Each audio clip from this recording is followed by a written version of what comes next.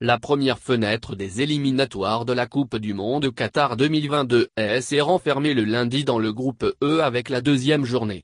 Auteur d'une victoire et d'un match nul, le Mali est en tête avec 4 points devant le Kenya, et l'Ouganda et le Rwanda en attendant la reprise en octobre prochain et l'occasion de la troisième journée. Les Aigles du Mali peuvent passer un mois de septembre tranquille et préparer sereinement le mois d'octobre.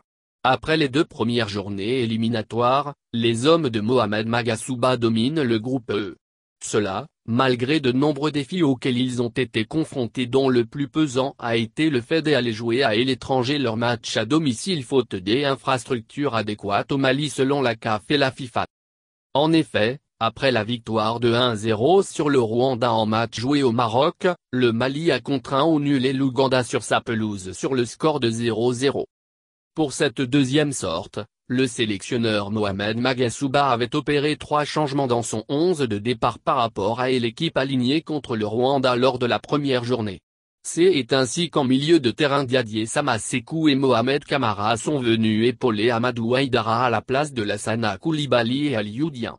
Devant, Moussa Doumbia a pris la place de son homonyme Moussa Djenepodon et l'entrée sur le territoire ougandais a été interdite par l'Angleterre, où le joueur évolue en club, pour raison de Covid-19 tout comme Lassana Coulibaly qui évolue en Italie.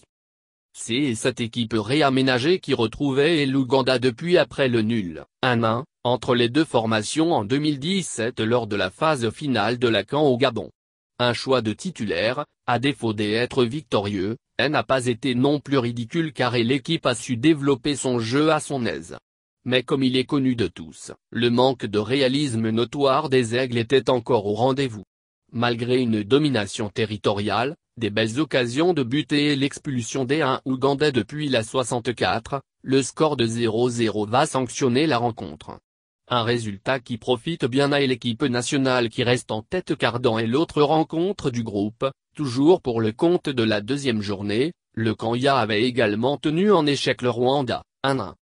Seule équipe victorieuse dans le groupe E, le Mali compte 4 points devant le Kenya, 2 points, 1 but marqué et 1 but encaissé, et l'Ouganda, 2 points, 0 but marqué, et le Rwanda, 1 point.